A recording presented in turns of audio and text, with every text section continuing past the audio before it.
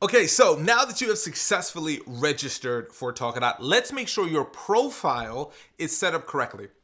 The first thing you want to do is on the upper right hand corner, you want to click on this image of your face. If you uploaded a picture during the registration process, you'll see a picture of your face there. If you did not upload a photo and you skipped it, it'll be just like a gray image. So click on that and then click settings, okay? With settings, you want to do a couple of things. The first thing you want to do is scroll down to the bottom here and connect any of your social media handles.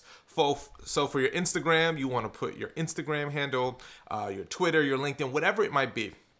After someone is done taking your Talkadot flow, at the end of the survey, it'll pull up your links for social media. So if you want people to connect with you, go there. A little tip is put the social media accounts you actually want people to connect with you on. Like sometimes people aren't as active on one medium as the other. Make sure to serve up the ones that you're most active with, because that's how you're going to make it easy for people to choose to follow you.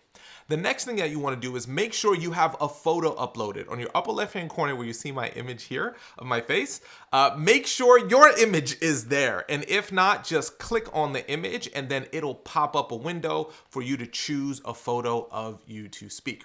Now, when it comes to your feedback link here, okay, you want to make sure that your feedback link is as short as possible. So choose one, because you get one URL and one QR code. You don't get multiple QR codes and multiple links. This is like your social media profile, if you will. So the quicker and easier it is for people to type it in, the better. So make sure you have your photo and you have that. The other reason why the photo is so important is that when people are actually filling out your Talkadot flow, your image will show up on the top of their survey flow. So if your image isn't there, it'll be a gray image and it just looks really unprofessional. So you want to make sure you have a nice photo of you. Choose a photo, upload it so that it shows up on your slide, it shows up on your survey flow, and it shows up on your reports, which is going to make you have a little bit more of a professional touch. So once you do that, you're pretty much good to go and set up here. So let's keep going to the next one.